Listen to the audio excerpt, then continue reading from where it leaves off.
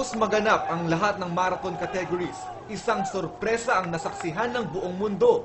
Alas 8:30 ng umaga, sabay-sabay tumakbo ang lahat ng nakiisa sa advocacy ni Kuya Daniel Razon na kahit isang araw lang takbo para sa libreng kolehiyo. Sa pangunguna ni Kuya sa pag-ikot sa MOA grounds, kasabay niya ang mahigit 50,000 kapal ng mga runners na buong-buong nagtitiwala sa magagawa ng proyektong kahit isang araw lang.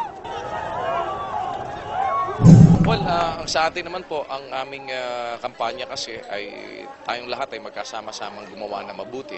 Hindi naman po namin kayang kami lang yung gagawa ng lahat ng mga bagay na pwede natin na maitulong sa ating mga kapwa-tao. Bawat isa naman sa atin, merong opportunity ibinibigay sa atin ng Diyos para makagawa tayo na mabuti sa kapwa-tao natin.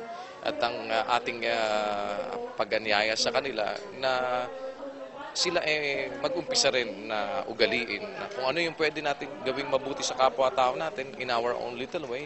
Kahit hindi po dun sa project ng isang araw lang o kahit hindi sa ating mga proyekto, kahit sa sarili nila, kahit na saan, sa malayo, kahit na basta't kahit nag-iisa lang sila, kung meron silang nakitang pagkakataon na makagawa ng mabuti naman sa iba, o may makasalubong sila, o meron silang mga nakitang pwedeng tulungan, ang atin lahat ng pagkakataon na meron tayo, let's grab the opportunity to do good.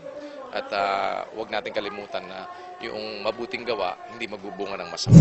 Sa bawat paghakbang, sa bawat pagtakbo, sa bawat butil ng pawis, isang kinabukasan ang katumbas nito na muling magbibigay ng pag-asa sa isang kabataang walang kakayahang magbayad ng pangmatrikula. Asahan na patuloy ang adhikain ng kahit isang araw lang sa paghikayat sa mga tao na gumawa ng mabuti sa bawat araw ng kanilang buhay. Makakaasa po kayo na yung mga nakakasama natin, yan ho, hindi nag-a-addict ang mga yan.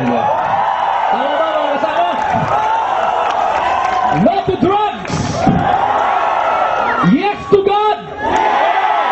Ayos! Ranty para sa Sports Update.